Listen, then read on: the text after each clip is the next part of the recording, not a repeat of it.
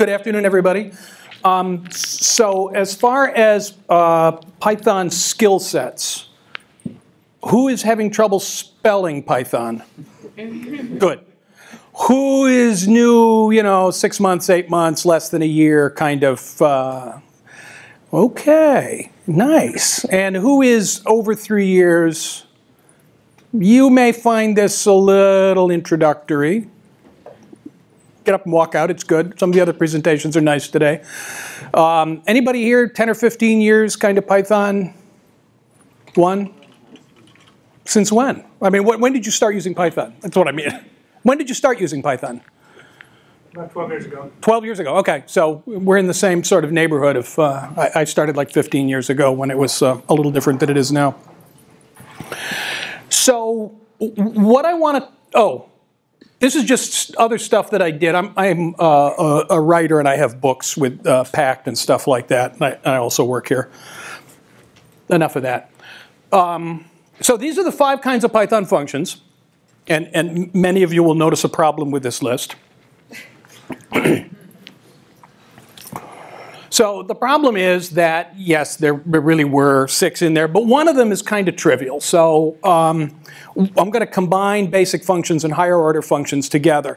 When you get a book on functional programming, like Scala or something like that, they get very excited about higher order functions. They write them in all capital letters, higher order functions. Like, what? If you're a C programmer, or worse, a Fortran programmer, higher order functions are serious thinking, brain damaging weirdness. But in Python, it's really not very interesting. So I'm just going to lump it together with some other stuff because it's not, I don't think it's really all that remarkably cool. I mean, yes, they're different. I do have to admit that, but they aren't really very much different, and I can put them together without a lot of trouble. So I just need to say this occasionally. I've done this a couple times as an O'Reilly webcast, and you don't know what anybody's background is in an O'Reilly webcast because you never met them before. So some basic math here, and my canonical Python function, absolute value, works with almost anything, gives you back an answer. Any doubts about that? And so one of the other functions that I like a lot as a good example is this function divmod. I don't know if anybody ever has seen this in practical use. For a lot of the kinds of things that the data scientists do, it's not that popular. They like division and averaging and sums and stuff like that. But divmod gives us back a pair of values. So the domain is a pair coming in, and the range is also a pair, a tuple, technically. And it's a very cool thing because it sort of expands the thinking of function. It's not just like absolute value, number to number. No, it's pair to pair. Oh, wait, so anything can be input, anything can be output. Yes, that's the idea. But nothing unusual about it, really. Other mathematical truths, just to level the playing field here, that in general, mathematical functions are not supposed to have hysteresis. They don't have any memory of what happened before. This is just a matter of definition. Sometimes they call it idempotency, that it's supposed to do the same thing every time. And so when here's another function that I evaluate the int function on this string 10f1 and 16, and I get back a number 4337. That always happens like that. No memory of previous events alters the output of that thing. Every time you do it, it's the same. This is a mathematical thing that you don't have to have in Python world. There's a way to work around it. And we'll look at what happens when you break the idempotency rule. So the hysteresis issue is a big deal. For random number generators, the hysteresis rule absolutely has to be broken. Every time you call the random function, you had best get a new number and it had best be different. If you get the same number every time, it doesn't seem very random. However, if it's a 64 or 48-bit random number generator, there is a 2 to the 48th chance that you do get the same 2 numbers back to back. I mean, it's not impossible, it's just unlikely. Anything that depends on the OS in Python is implemented, for the most part, as a function in the OS module, but these actually depend on the state of your system, not on the arguments. And so there's this hidden input to the OS function, which is your computer as a whole. And so state change there will cause functions to behave differently every time you call them. There's no idempotency. There is actual hysteresis there. So these are function-like things, and if you want to be a mathematical purist, you can split that hair. I'm not going to split that hair. I'm done with the mathematical purity, and I want to talk about real practical Python programming. But wait, a dictionary, an ordinary mapping, doesn't that fit the definition of a function? I have a domain and I have a range. Yeah, pretty much. But 7 kinds of Python functions, you know, 5 functions. You know, that's kind of cool. Certain consonants to it, you know, a little alliteration. 7 kinds of Python functions is like, this is just getting dumb. How many different ways can you do this? Well, so far 7, but the name doesn't sound very good. So I wanted to focus on the big 5, and we'll set the little 2 aside. Okay, basic function definitions if you're new to Python. The def and the return. Any mystery about this? There better not be. Everybody says you know enough Python, you can spell it, so you've seen this. This is good. And here's my example. It's an odd little function, and it has a domain, which is a number, and I want to emphasize the number-like. We're going to come back to this quite a bit. The range, it's Boolean, you know, true, false. It has a triple-quoted docstring.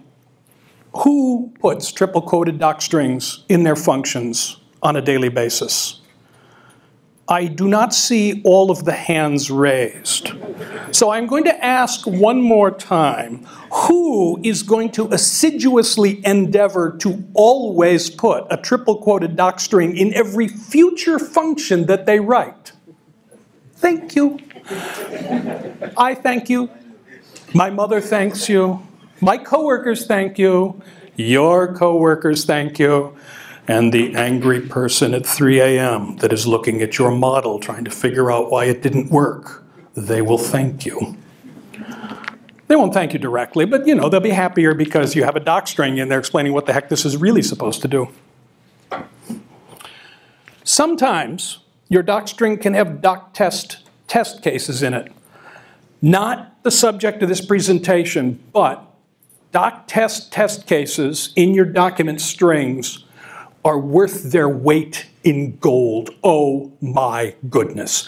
So, not the subject of this, maybe in the, on the Thursday Python Code Dojo, I'll do some more stuff on doctest, but oh boy, oh boy, oh boy, it is very important. Oh, so here is using a function. There's better be no mystery about this. Hopefully if you're typing along, this also works for you. For people who are used to Java and languages like that, C and C++, the Python functions are really spare, and some people get very upset about this. Doesn't include any type declarations. You know what that means. That means bad things will happen in the future.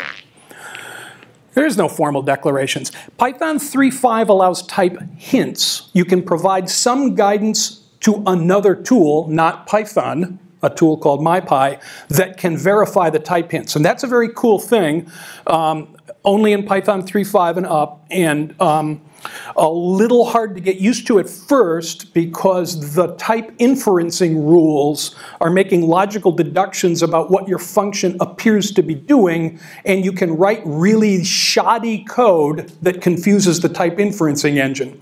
And if you have written code so bad and so opaque that MyPy can't figure it out, you maybe ought to rethink what you're doing. But on the other hand, if your stuff works, now you're in this argument with a tool mode where I'm going to change this until the tool is happy with it, and then it doesn't work anymore. So, you know, don't go too far down that road with code that isn't perfectly clean yet. In a while, there will be better tutorials on type hinting, and in some cases, you just need to get a dozen more eyeballs to look at it, and between the 7 of you, you can say, oh, if you changed it like this, it would be more clear, MyPy type inferencing would work, and we'd all understand it also.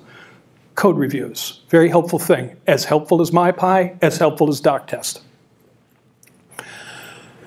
Each object in Python has all of the type information needed already bound to the object. This is not C++, and this is not Java, where the type information is ephemeral and could get lost. So, bless you, all the type verification you could ever want to do is already part of the language. What that means is, my odd function uses the % operator, and that means any Python object that implements the % operator will work with that function. And you say, why would an object weirdly implement the % operator? That's like a norm, only numbers do that, right? No, not only numbers do that. Generally, numbers are expected to implement the % operator, and they do it through these two special methods. But I could, as a nutball, create a class that implements the mod and rmod methods and would behave rationally with the odd function, but it really should not have happened like that. That was really a bad thing for me to have done. I should not casually overload this operator to do bizarro things, especially operating system related things. Oh yeah, the % operator, yeah, if you use that, it deletes a bunch of files in your home directory. You know, that would be rude. But nothing wrong with it. Generally, all the subclasses of numbers number implement this, work with the odd function. That's what you expect to happen, the normal kind of relationship among classes and functions.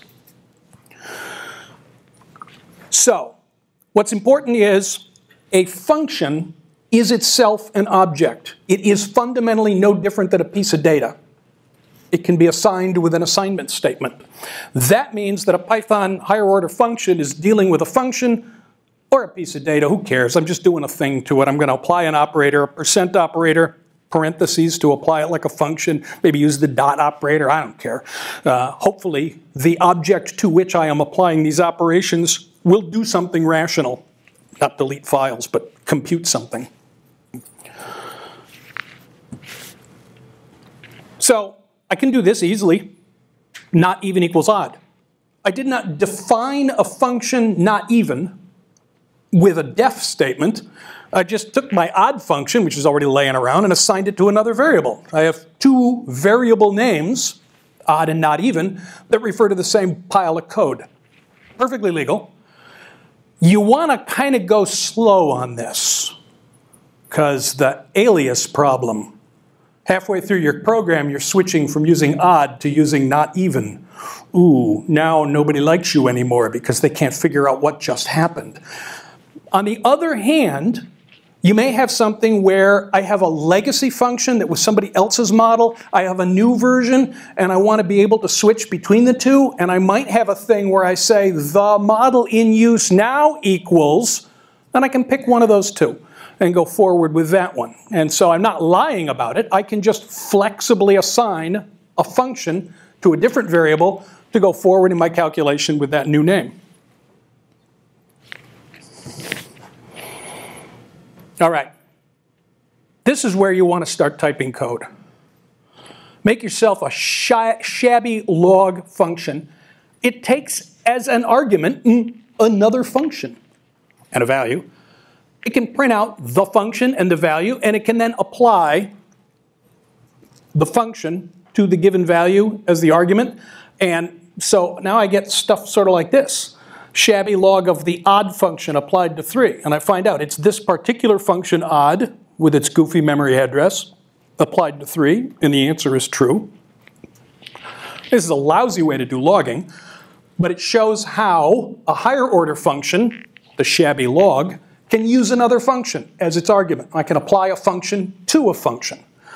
This, I gotta tell you, is the greatest thing since they started putting beer in cans. Let me just tell you the greatest thing. We'll look at a bunch of ways to apply this. I have a question. Yes, Sorry. please.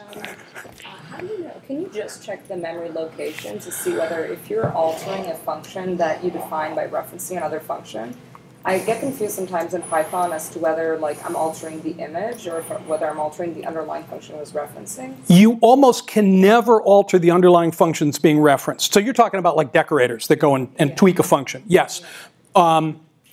The way decorators work is actually by creating a whole new function that wraps the original function, because it's very difficult to change the actual block of code, the code object that's attached to a function.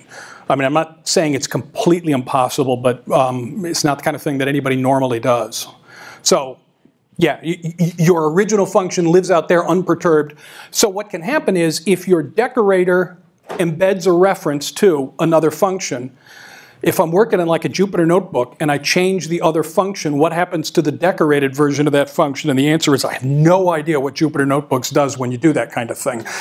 When you're writing a big old script, function, decorated version of the function, why would I ever change the function again? No problem there. But Jupyter Notebooks world, I don't know if they reevaluate the thing, if they rebuild the function, because they know, I mean, they're watching, the whole notebooks environment, it kind of knows about some of the relationships among things.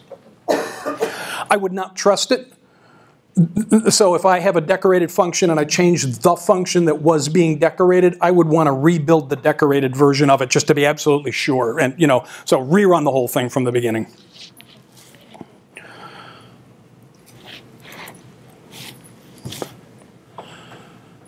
So here is where I think the real coolness begins. This function map applies my function odd to the individual arguments in that list. So the mapping odd against the elements of the list means that there's an implied for loop, which I did not write. And that implied for loop then applies that function to each one of the arguments, and I used the list function as a whole to collect that output and make a list object from the output. Who here's a Python 2 sort of person-y person? One or two? The rest of you are Python 3 people? My heart swells with joy. Oh my goodness. In Python 2, this is a little quirky. In Python 3, which is what I want to focus on, this behaves perfectly rationally and without quirks. So this overall list mapping odd to these things is just as though we had kind of split out the odd function and rewrote the map expression to be a bunch of individual expressions that were collected into a list. And it didn't involve me writing a for loop. It's very tidy. Succinct is the important part about this. Very succinct. So here's my case study. This is it's a diesel engine alternator. This is as close as I get to actual data. I'm a programmer. Develop APIs. I'm not a data scientist. Question? The map function is built in. Map, filter, list, a bunch of the ones I'm going to show are all part of the built-ins. I'm going to show a couple of others that are not part of the built-ins, but map is straight up built in. Don't import anything, don't define anything. So in my friend Mr. Lehman here, he doesn't look like much, but he's very important in my life. Mr. Lehman, the basic engine turns that alternator. The alternator generates pulses that drive the tachometer that tells me what's going on down here in engine world. So it is an indirect measurement of the RPMs of the engine. And you figure that, they're tied together by a stupid belt. How indirect can this be, Steve? They're pretty much the same thing, aren't they? Well, they were the same thing until somebody changed the wheels on the alternator. Now they're not the same thing, and I don't know what the relationship is anymore. Someone took out the old big wheel, which was about 3.5 inches, but what do I know? I'm a software guy, not a mechanical engineer, and they put in a smaller wheel, which is, I tried to measure also, but what do I know? I'm a software engineer. I have no clue how to actually accurately measure the diameter of the full thing. So I configured that. If the old one was about 3.5 inches in diameter, the new one's about 2.5 inches in diameter, then the RPMs went up by a factor of 1.4. So what I see on the TAC is a lie now, and I believe it's a lie by about that much.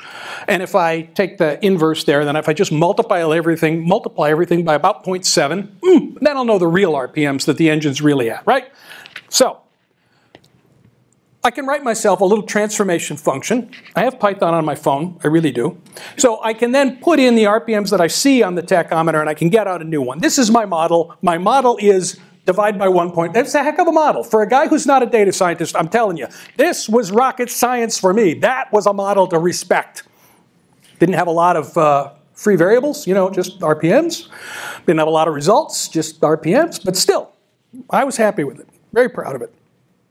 So then I get a device that measures the actual RPMs, and I discover my model is completely wrong. So what we have to do now is we have to actually run the engine at some RPMs and collect some data. So I have like numbers with data, and I have linear estimation models, and I got myself a new model. This is the real deal. Of course, I can't do the math in my head, but so I can define my function, ENG2, and I get out, you know, for 2100 RPMs, what it says on the TAC, which is the wrong number. It's about 1797.1 RPMs. Okay, now I know.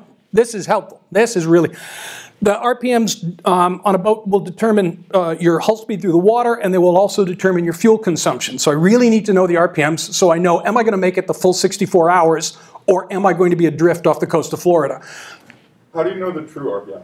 I have a separate optical device, and I have to hunker down in front of the engine in a worshipful pose with the optical device, pointing the little laser thing at a spinning disc that's attached to the front flywheel, and that reports the actual RPMs. That's a lovely thing, but it's not the kind of thing that you want to run downstairs and check and then run back upstairs and see what you hit while you were checking. So, and you don't really want to wish anybody else to go into the engine room. You know, you tell your crew members, all right, get down there and stick your face in front of the spinning wheels. Make sure you wear a hat, because long hair and spinning engine parts, you know, there's problems can happen. Safety glasses are helpful, and hearing protection. Yes? In 2 slides behind, you had a function, you called it the inverse function, the one before? Yeah, one. Yeah. Oh, this 1 over underscore? Oh, you like that. Python, the read, execute, print loop, the greater thing that I'm using in Python. I don't know if the notebooks do this, but straight up Python does this. The output of every statement is implicitly assigned to a variable named underscore. So when I did the first calculation, 3.5 over 2.5, I got 1.4, and that was also assigned to a variable named underscore. So now I can do 1 over underscore, and it uses that previously assigned variable. So now the variable underscore has been changed to 0.71. It saves me some typing. So when you stop the underscore has nothing. And you can't use this in your ordinary programming. It only works in the read, execute, print loop, because your ordinary program, it doesn't have. That's a non-idempotent. Yeah, that changes state all the time. It's a peculiar little beast.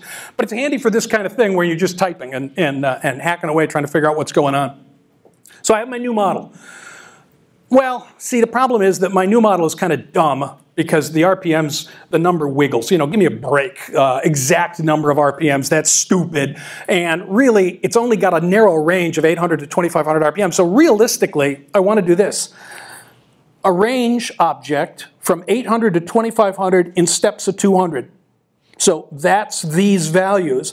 I want to apply my RPM thing to just this short list of values. I can make a little card as opposed to do a calculation. For the application of this model, that's fine. Small note for Python 2 people, the range is a function. It makes a list object, which can suck up mountains of memory if you're casual and don't use it wisely. In Python 3, range doesn't do anything. We'll talk a little bit more about laziness. It's ready to give you values, but you must consume the values from the range object using a function like list. If you just type in range 10 in Python 3, it says, yep, it's the range object. Yeah, but what are the values? Oh. List of the range object, it assembles a list of the range values. Tuple of the range object, it'll make a tuple of the range values. Now we're talking business. This is where the rubber is hitting the, it's not a road, it's a boat. This is where the there's no good metaphor for. So I've got my engine 2 function, my better model. I'm going to apply it to the values from this range between 1000 and 3200 in steps of 200, because that's the false reading on the tachometer. And I map one function to the other, and ta-da, these are the real RPMs that I need to understand based on what the tachometer lies to me about. The transformed values, using ENG2 as the transformation function, and the range object as the domain. Nice, I like this. It's really hard to use because those numbers are opaque. Let's do something a little bit better with this. So I need a function to round things off to the nearest whole 100. You know, the round function, round minus 2 is the nearest whole 100, and chop them off to integers. So now, take my range object, give it to a variable named tac so that this thing doesn't get too long. Map eng2 to tac gives me a sequence of numbers, an iterable sequence of numbers, and then map next 100 to this sequence of numbers. I have this kind of nested stepwise processing thing, and I get out nice looking RPM numbers that I can use, and no fuel consumption and distance and things like that. This is elegant. I've got function applied to result, function applied to function. I kind of like this. It's not the most readable, but I like the way I have assembled up a complex thing from simple parts. You need to wrap the tac. It just accesses the tac even though it's not wrapped around the list? Correct. I have, what I did was, go back one. Does the list get applied like distributed? Yes. What is going to happen here is that this first map has to be run because he's the argument to the next map. So this is applied to each one of these values. The result of this map is an iterable sequence of values. It's not itself a list. It's a lazy list. It will eventually create something. So then the next map is going to apply next 100 to each one of those values, one at a time. Give me a value, give me a value. Get up off the couch and give me a value. Would you give me a value, please? How hard can it be to get up off the couch and give me another value? And then, then the list is doing the same thing. Can I have a value, please? Can I have another value? Please give me a value. Are you done giving me values? And then when you finally run out of values, all right, here's your list object. But yes, and so I don't need to do any more wrapping. And range objects are kind of funny because every time I use a range object, it will always give me values. All other iterables don't behave like that. Everybody else is once only. That it's giving you its values, it will never give you another value. But a range object will just keep restarting. It's an odd thing about ranges. What happens if you don't put the list? What happens to that final list? Yeah, you don't put the list before the map. There we go. This whole list, well, since I was just running this at the greater than prompt, it created the list object and printed it because it didn't know anything else. I could assign it to a variable and do more processing with it because now I've got an in-memory, tangible, big old list object full of numbers. I can do anything I want with that. Any other list processing is perfectly legit. So here's I already said this. This is the step-by-step. Apply eng2 to the range, which gives me an iterable sequence of values. Apply next 100 to that. And finally, I use the list function to make a list object out of the results. So then, I got my numbers. I got my other numbers. I got a problem here in that when I compare this to actuals, I still have one of these RPM things is off by as much as 500 RPMs. And so at this point, my data science has exhausted, my diesel mechanic has exhausted, so we're done with that. I got nothing. However, it is difficult to work with. So here's another step of the processing. What I'm going to do is use this zip function to take the tac input range and the engine output range, and zip will take one from each and make a sequence of pairs, showing me what the tac says and what the engine's really doing. And now, with this list of pairs, I can print that out, make a little card, I can put it in a spreadsheet and format it up with a little bold and italic and maybe red and green and stuff like that, print it in glow-in-the-dark ink so I can read it at night. Woo-wee!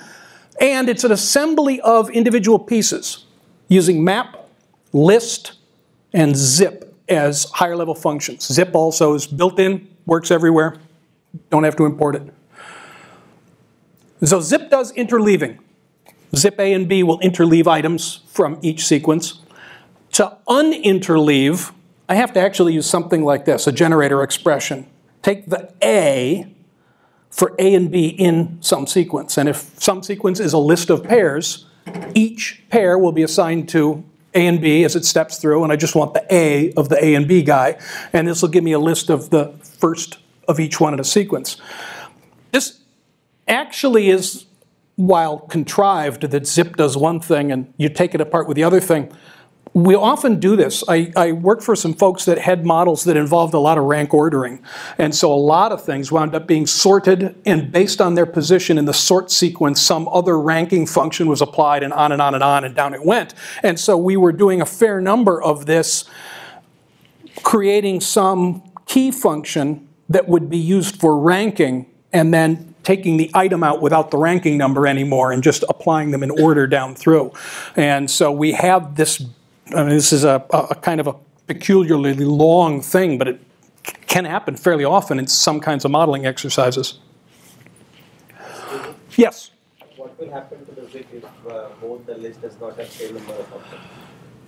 The zip function, there's two versions of this thing. The built-in zip is going to stop at the short one, and the long one is truncated. In the itertools library is one that will pad the short one out to be the length of the long one. So you can use the itertools izip or the built-in zip to get whichever behavior makes you happiest. The padding will be null value? You get to provide that as a parameter, and the none is the default. Okay. I've talked a little bit about laziness. The built-in functions like map and filter are lazy. Everything in the itertools library is lazy. They do not compute the results until inescapably required. So in these examples, I've all been using list to force the thing to get up off the couch and get a value. Do what you need to do. And when you have a cascaded series of lazy functions, I need you to get me a value. The next one says, I need you to get me a value. And the third one says to the last one, I need you to get me a value. And one of them has to produce a value. And then it rolls back up through, and I'm finally happy. Here's a value that I give to list. What's really important about lazy functions is how much memory was involved in processing one value? About none. I did not materialize giant intermediate result data frames. I lazily got one value out of a source, applied a series of transformations to it, put it someplace else. This is the secret sauce to getting some kinds of memory-intensive models to work. Pure laziness. The lazier you are, the more likely you are to get the thing to fit into memory. Lazy to the point of not getting up off the couch until somebody compels you to get an answer. This is my life's goal. I'm not getting up off this couch until I am compelled. So what we did here with this ridiculous example of the diesel engine, we made a fairly complex mapping from very, very small pieces. Many, but small, each one of which was barely a line of code. The kind of thing that you can test in isolation. If I had only put doc strings with doc tests in them, I could have shown you the entire doc test thing where it says, yeah, all your functions are correct, they all work. And so if each function is by itself good in isolation, then you have reason to believe that the whole pipeline might actually work. And I like this a lot because one big function with 1,500 lines of code in it, you know, maybe somewhere in those 5,000 lines of code there's a problem. But if I've got 50 little functions, each one of which has got 10 or 15 lines of code, I can test those separately and be a lot more confident that the assembly, the composite assembly, is going to work. Any other questions on basic functions and this idea of higher order functions? Map and list and stuff. Filter. Lambda is not part of this? Good question. Really, really good question. Give me about 6 minutes. Is map the same as list comprehension? Map and list comprehension will eventually do the same things. So I can either use map to apply a function to some arguments, or I can use a generator expression, really, to apply a function to some arguments. The generator expression is the slightly more general thing, because a list comprehension is really applying the list function to a generator expression, and you do it with square brackets, kind of implicitly. But you could also do the generator expression in parentheses, and put the list function out front of it, and it's the same thing as the square brackets. It's actually faster, slightly. But yes, it's very much the same thing. The difference is map can do one or two extra featurey things that the basic list comprehension doesn't do. And conversely, because list comprehensions can have an if statement to put optional things in there, it can do a few things map doesn't do by itself. So a list comprehension is a map filter, neither of which is a reduction. Yeah? Is there an equivalent to reduce in 3.5? A equivalent to reduce function? There is a reduce function. It has been taken out of the built-ins library and put into functools library. Reduce is easy to abuse, and apparently in like the Django framework, they had misused reduce to take what had been an ordinary order n algorithm that is typical for reductions and somehow made it into an order n squared algorithm because of the function they were applying in the reduction, that it was doing a lot of processing in the reduce function, and it was a terrible, terrible idea. And apparently metaphorical fistfights broke out, GitHub, Jira tools, knife fights where they were just, and so the benevolent dictator for life, Guido van Rossum, said, reduce is banned. It is out of the library. No more reduce. That'll stop you fools from doing. So then cooler heads prevailed, and so reduce was pushed off into the functools library because it is a potential risk area. You have to think twice about using it, so you have to import it in Python 3.5. That's the only thinking you really have to do, is to import it. You don't really have to think. And some people still don't. They write dumb reduces. Anything else? Yeah. If I need to iterate over object twice, I cannot accept math, right? Because I can iterate only once. Right. If my function accepts uniterable objects, how I stop from passing math into my function? There is a trick for that. The first trick is to use type hints to make sure that it has to be a concrete, like list object, not an iterable that is done with a generator function. There is a way to detect if a Python object is a materialized actual list or a generator expression. And what it has to do is asking what is its iter. If I ask for the iter of a list, I get the list. If I ask for the iter of a generator expression, I get some other thing that's not the generator expression. It's a bizarre little assert statement that you can put in there asking about is the iter of this equal to the iter of that. But it raises the assertion if you have been given a generator in a place where you really needed to have a materialized concrete list object. And there was a presentation in PyCon 2015 exactly covering that exact use case. And so I'll have to look for that to find that brilliant presentation on how iteratability works under the hood. So you did that problem in like 2 minutes right now. I'm going to have to go look at it to make sure I get it right. Afterwards, I can show you the code, but I hate to type in front of everybody and make a bunch of mistakes. So find me in the hall, and we can talk a lot about that. Okay. Oh, function wrappers. Sorry, I was looking at sunset over the Atlantic Ocean. Function wrappers. This is a small thing, but a profound thing. What happens is when you do length of some list, which we do all the time. How many elements is in there? 4,000, 1,000,000, 1,000,000, 0. This is the actual implementation for the length function. It just uses this internal double underscore, what they sometimes call dunder, method of the associated object. It doesn't actually do anything. So if the object implements this, the len function will work on it. If the object doesn't implement this, the len function returns a type error. Even something like divmod relies on the fact that you have defined divmod or perhaps rdivmod inside an object somewhere. So the question is, if there already is a length method available on the class, why, in the name of God, do I have a separate function for that? That's duplicative. It's confusing. It's potentially evil because it hides the object orientation, because now I have called a function for something that's really a method. Somebody's lying to me. I don't think so. It's just syntax. So there's a few functions that happen to stand in for object methods. Meh. It's not worth a complete Stack Overflow fight, post after post after post. Oh, well, I was in on that, but it's not really worth it.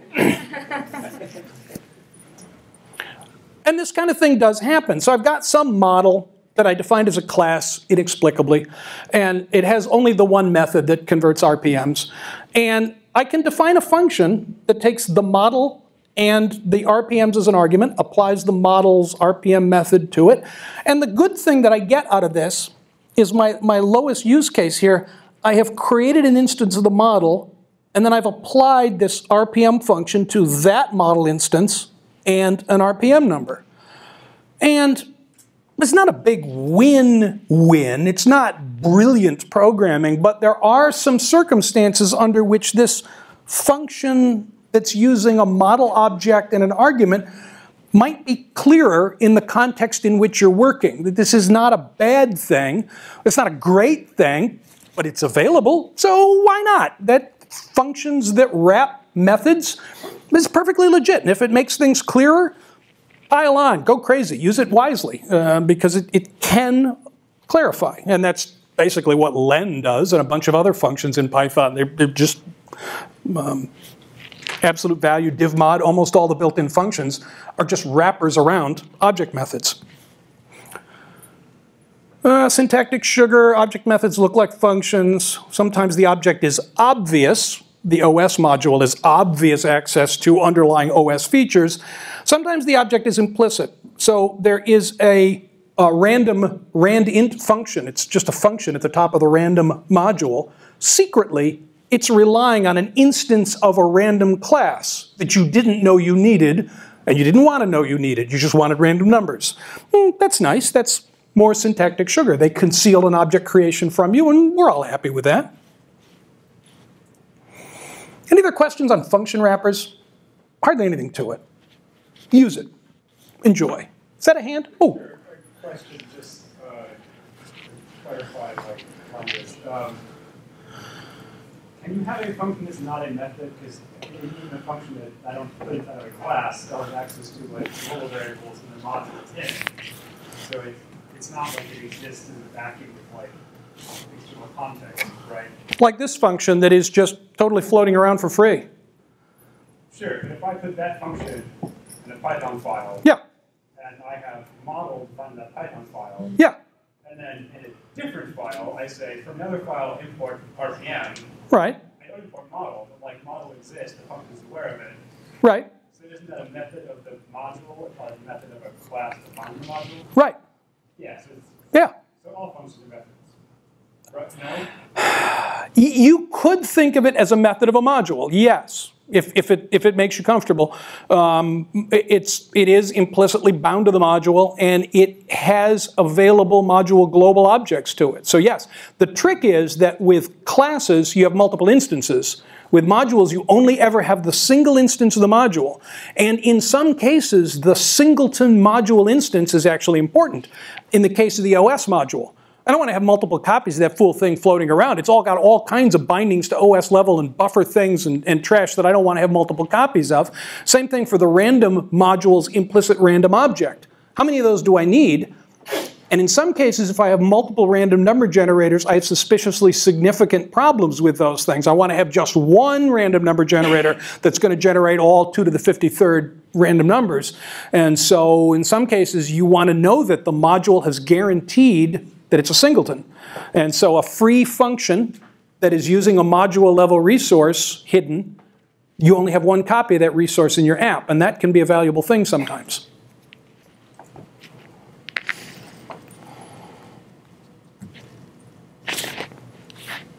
There we go. Can I make instances of functions? No. The function is its own instance, in a sense. So when I declare some functions and push them in, put them in some list and send them to some operator, that's just pointers. Yes, references. Right. Yeah, just about everything in Python is done with references. You know you've made an instance because you have to do it with a class name. So then so decorating doesn't... Decorating secretly inside a decorator is actually making a new function. Inside the implementation of a decorator, the function that implements a decorator, there will be another def statement in there, creating the function that embeds the thing you gave it. And the result of that is the defined new thing inside the decorator. So every time the decorator is evaluated, it's building a function on the fly that encapsulates the thing what got decorated.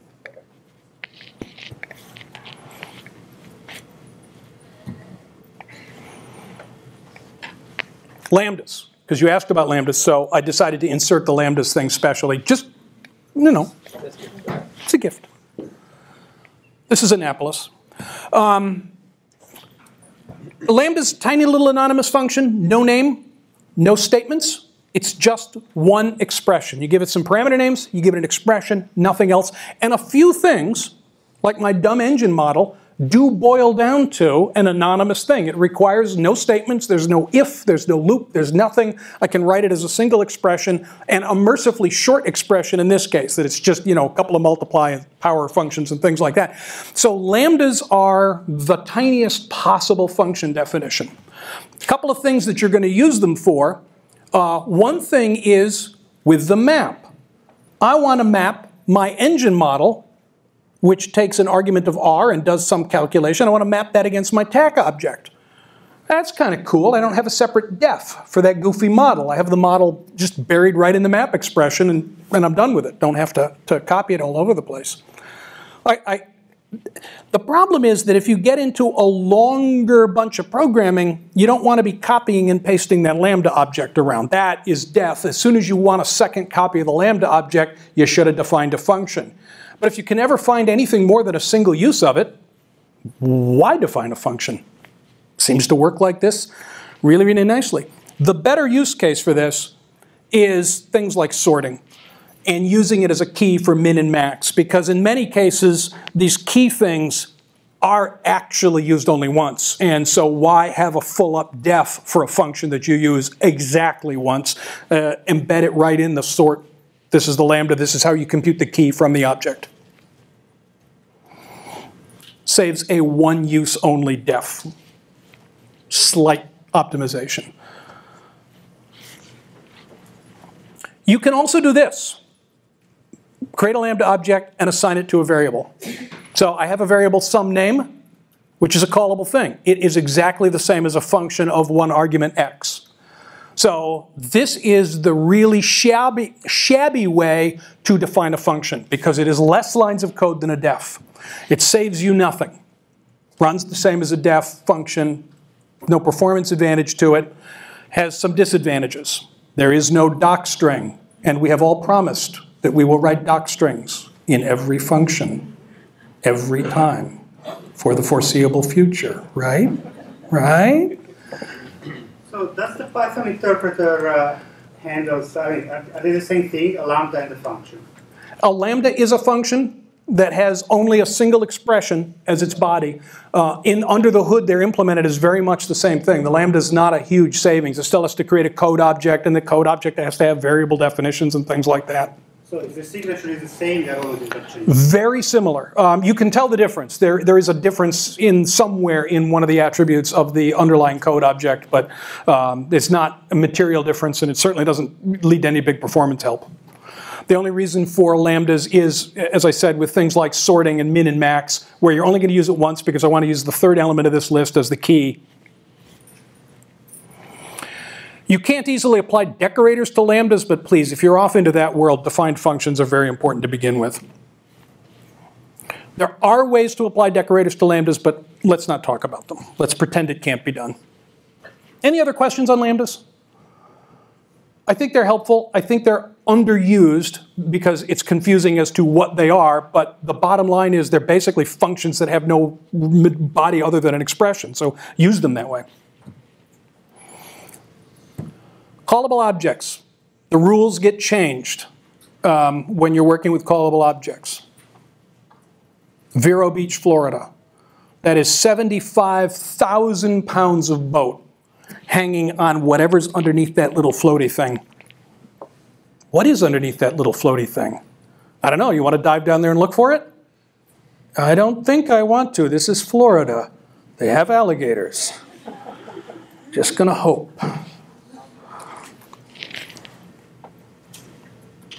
So here I have imported this class definition, callable, so that I can have a class, engine, which is of type callable. And I'd have to define, in order to make a callable work, I must define a method named double underscore call. If you fail to define the method double underscore call, then anytime you try to use the class engine, you get exceptions all over the place, as is appropriate. You deserve them. And the call does some calculation on an argument value. We've seen this calculation before. It's a dumb model. It's not very accurate. When we make an instance of the callable class, here I made this instance ENG. He is an instance of engine. That ENG thing is a function, and I can apply arguments to it. And whenever I mention the ENG thing, it's going to try to use the call method by default. If I want to define other methods, I can, but generally with callable objects, we kind of limit ourselves to using just the call method. So we define a class of callable. We be sure the class implements the call method, and we create an instance of this class. This instance is the callable object, which is very, very similar to a function. But it has hysteresis. The callable object remembers everything that ever happened. So I've got an internal attribute variable here, previous. I made it a mapping. If the argument value, n, is in the previous mapping, well, or if not in, I'll do some computation and return what's in previous. If it's not in, I'll do the computation. If it's in, I'll just return the same previous answer. I am caching my results, not computing them every single time. This is pretty cool. And the internal compute method actually does the real sweaty labor of whatever the thing we're supposed to do is. Actually, he's recursive. He calls himself recursively. This computes factorial recursively.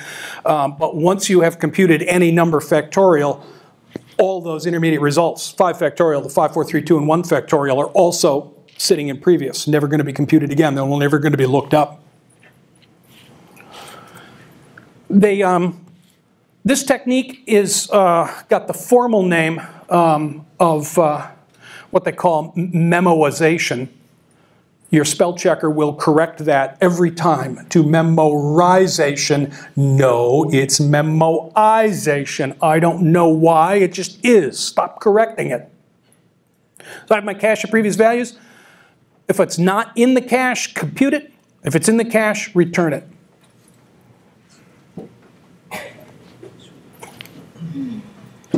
And here's the recursive compute method that does the real work, and he happens to call himself recursively with other values and stuff like that. I call it a pretty standard definition, but please, it's a little bit egregious. I think it's not really all that simple. But anyway, it depends on memoization so that it memorizes the previous answers. It has hysteresis. It knows what came before. It is actually a stateful object. And if you have stateful callable objects, you can optimize or you can create confusion. So you have to be cautious how you use callable objects that are remembering things, that they don't remember the wrong thing, or they don't remember something that baffles other people. They don't set up internal state changes that make no sense. We generally expect item potency. If I call 5 factorial every time, I get 120 every time. The first time it takes a little while to compute. The second time it takes no time at all, but I get the same answer. I have a level of item potency in the answer, but the performance changes a little. Be cautious of that. And the other thing you'll notice about this is that it seems kind of boilerplatey if every callable function just uses a previous and checks to see if the answer is the previous and returns the answer from the previous. Why do I have to write that every time? You're right. Should say functions. Import LRU cache, spell checker, change the func tools. Should say func tools. Make it say func tools. But then I can use the LRU cache decorator on any function, and that function will now have cached values. And if the argument set is in the cache, it doesn't compute the answer, just looks it up. If I use this on a server side where I have multiple instances of Python running in different machines, and you don't know which one is going to get hit. Right. So in that scenario, you get different values. You should get the same answer, but you won't get the across-the-board performance improvement because they don't share cache. So then you have to go get Amazon Elastic Cache, and you have to write a slightly more sophisticated function that is aware of Amazon Elastic Cache and can go into the shared cache that they all have to look up the answer. And so now your performance is going to be limited partly by network overhead, checking the cache. But on the other hand, it is a distributed cache, and once everybody's all synced up, things will run like lightning because each process can share with each other process through the cache. That is a very clever architecture and works out really, really well using distributed cache like that. People also use, there's a bunch of little databases that are used for that kind of thing. And like Redis and stuff, I think, are used to just put a value out there that everybody else can see. And some of those use their own internal distributed cache management so that everybody can get at it. So that's why when we look at this, the boilerplate for this and say, oh, wait, I have to define my previous values as a, one more time, go back one more, as a mapping. Not necessarily. This might be a more complicated thing, like a reference to an Elastic Cache instance. It might have a URL and some other things in there. But the basic body of the callable function, this part, going to be real similar. I'm going to look up the cache, shared cache. So, you know, the not in may become a more complicated thing, but the philosophy is the same. And then returning a value that comes out of the cache may not be a simple dictionary lookup, but the philosophy is the same, that you would go to the Elastic Cache. If I have it, here it is. If I don't have it, I compute it, put it in the cache, and return it. So, oh yeah. The design of that, the architecture is a little more complicated, but the idea and the implementation as a callable object in Python, yes, that's the way to do it. LRU cache is also in Python 2, and I think it's in functools. I think it's been around for a while. I'd have to go look it up to be absolutely sure. But I think it is, because any other questions on the idea, caching, hysteresis, memoization, those kinds of things? Higher order, but it's kind of a higher order function, callable object. Will you be getting the slides? No, they're completely secret. Yeah, somewhere we'll get the slides. If I have to put them out in the Python hub on Pulse, that may be the other way to do it. Yeah, how do you determine if memoization is worth the gain in speed, but the loss of, or the more space that the computation will take up? That is one of the most wonderful questions ever. It's really good that a person like you asks a question like that of a person like me.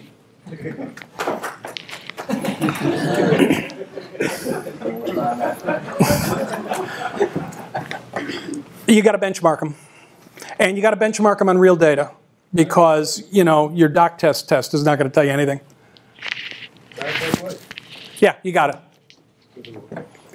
So, there's a first example, we derived from a callable class. Why?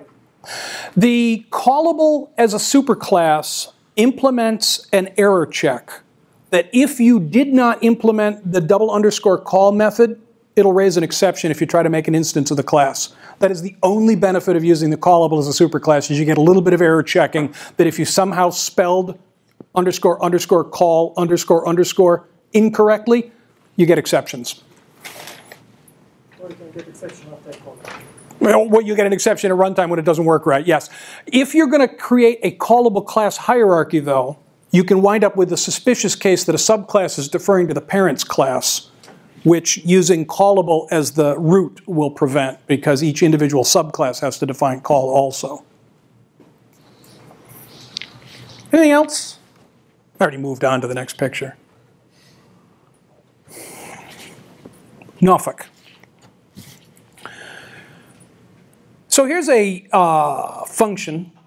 It's not really, doesn't look like a model, kind of, because given a value of n, it either divides by 2 or multiplies by 3 and adds 1. What the heck? But interestingly, it forms a little chain. So if I do the Syracuse of 13, I get 40. The Syracuse of 40, I get 20. That eventually get to 1. Huh. And then at 1, it loops. 4, 2, 1. 4, 2, 1. Huh. That's cool. Does that work for every integer? All right, so let's make a list of values for a given number. So I'll start with 13, and it'll give me back the list. This is sort of the conventional way we do it. We create a sequence with like the first number, and then while we haven't gotten the 1 yet, we do the Syracuse transformation, and we append it to the list, and we return the list. This is sort of conventional ways to do things. I don't want to label this as wrong, but I really want to emphasize that it's wrong. It always creates a sequence. It always creates a big chunk of stuff in memory. And in this case, with the Syracuse function, it's a variable size, but it's still a chunk of stuff in memory. It's real estate that you may not want to use up all the time. Instead, a generator function, a lazy generator function, can be used to do this instead. And then I can apply list to the generator function and consume the values to create a list object. And it would look like this. Here's my Syracuse iterator. Yield the number.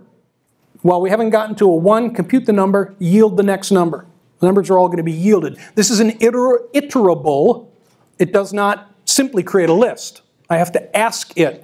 I have to do things like list of the Syracuse iterator of 13 to have it make a list object out of that sequence of values.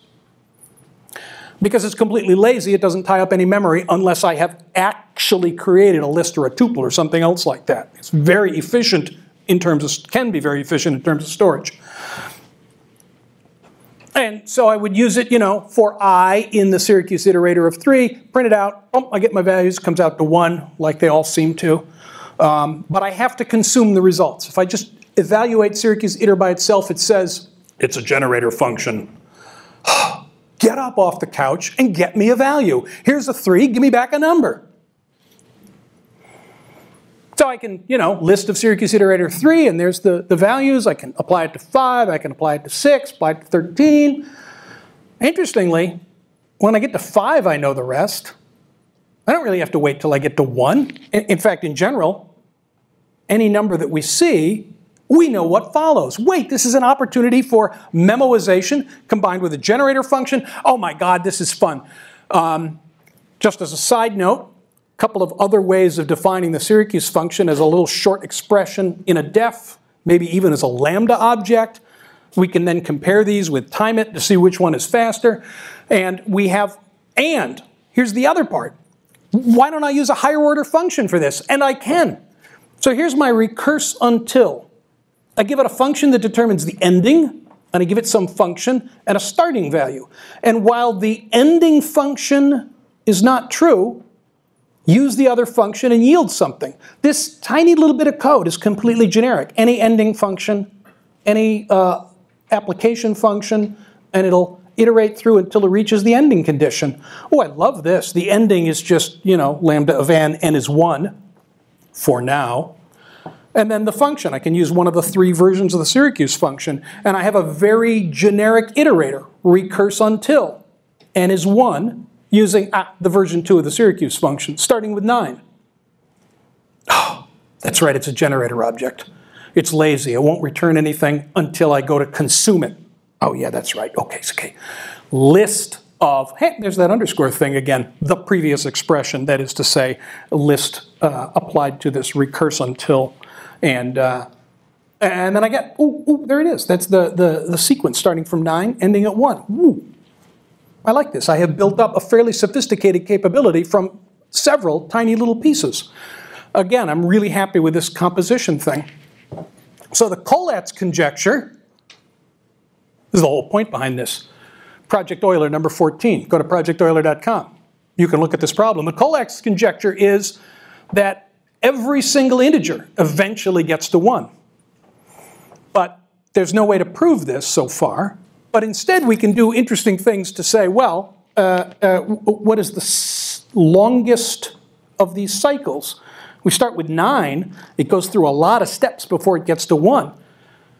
28 steps, or 20 it says, I guess. 20 steps before it gets to 1. Up to 1,000,000, who's the longest chain?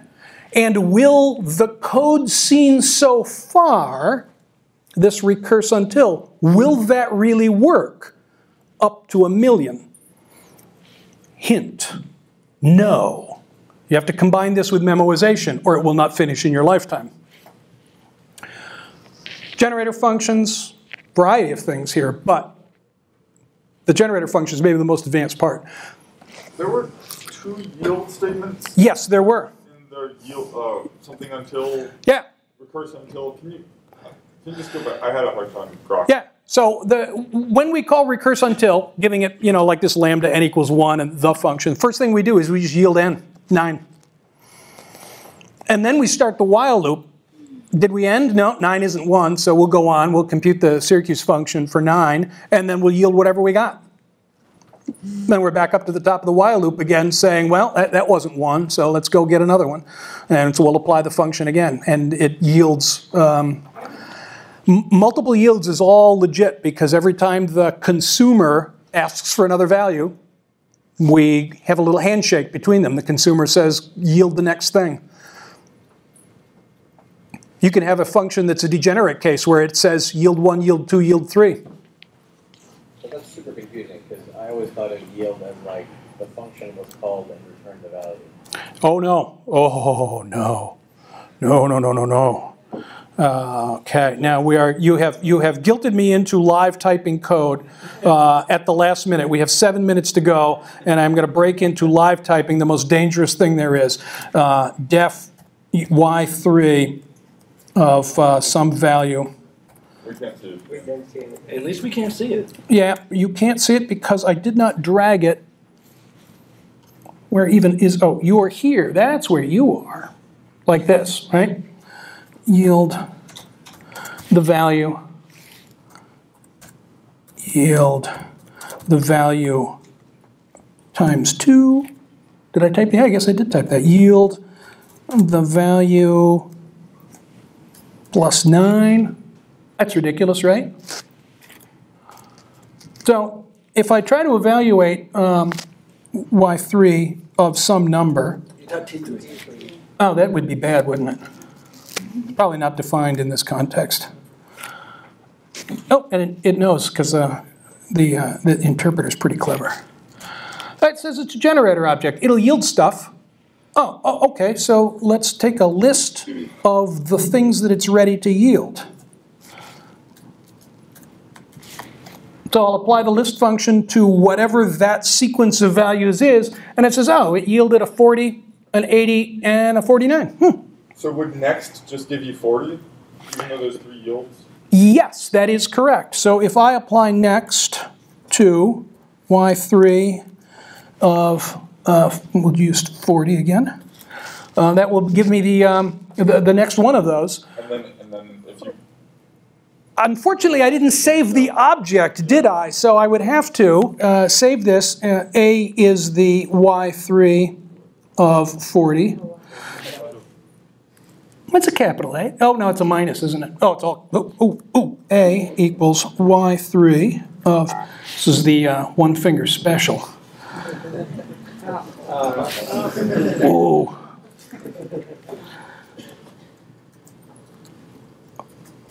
So now I can, since I've put it in an object, then he's the stateful object A, because iterators are stateful objects. We get a value from that. And then the A object is still malingering around on the couch doing nothing. Get up off the couch, get me a value. Whoa. Oh, that's a paste from somewhere. What the heck was that? But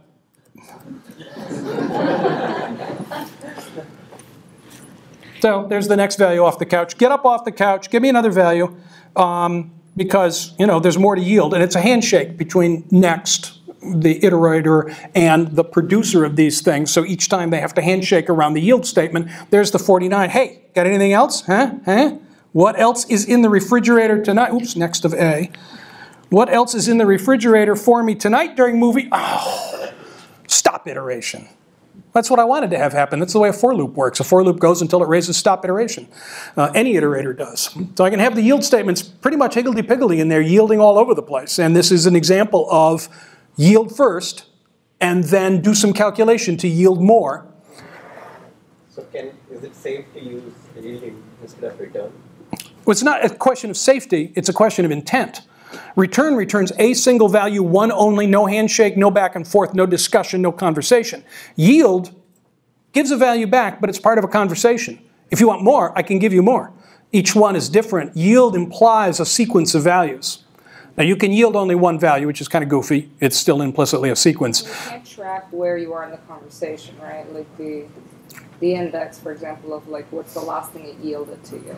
Correct. You don't know an index that way. You can, however, use the enumerate function to force an index on them, because enumerate will give you back a pair now index value in case. But you can't recycle trivially the function to say, oh, go back 3 and yield me those 3 again. For that, you would need some kind of stateful, more sophisticated iterator of some kind.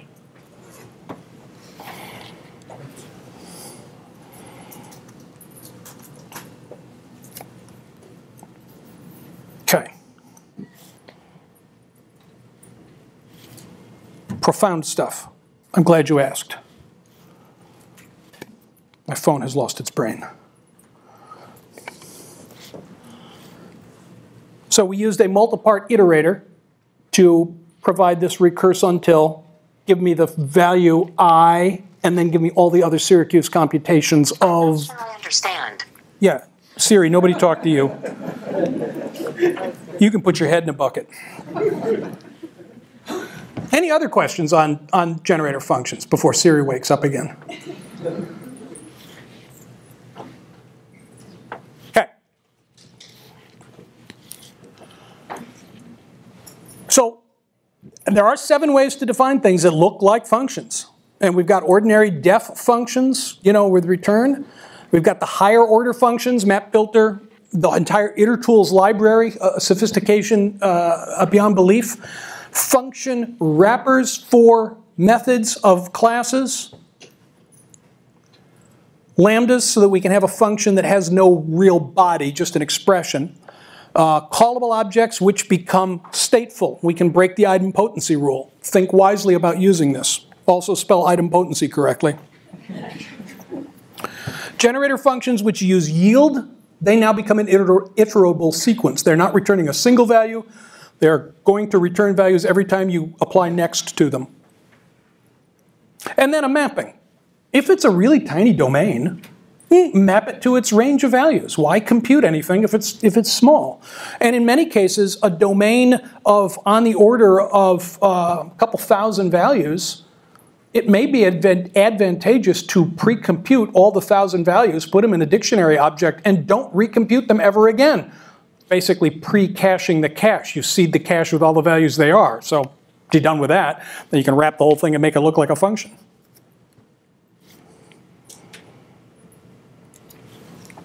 Yeah? Are you considering decorators higher order functions? Decorators are absolutely higher order functions, and I didn't cover them because we wouldn't be done by now. That's all I got. Yeah. So if I'm working in an interactive environment, I'm instructed to be able to access like, variables within a function. Because once the function ends, right, it leaves like all the variables within the space. All those variables are, yeah, the variables that are local to the function have to be removed from memory. This is the law. And so if you want to have variables that are not removed from memory, they have to be global. You have to use the global statement to make them global, and everybody will hate you because global variables are their own nightmare. So what you have to do instead, if you need to preserve a large number of individual values from a function, you got to switch over to a class definition, and those have to be instance variables of the class. But your class can have an init that makes some like default values or whatever, a call that sets a bunch of values, and then once it's been called as a function, it now has attributes that you can look at, what look like property names. You can use the instance variables as if they were properties of that object, and it works out well for you, and those values are now bound to that callable object. They're not floating around as global variables. Anything else?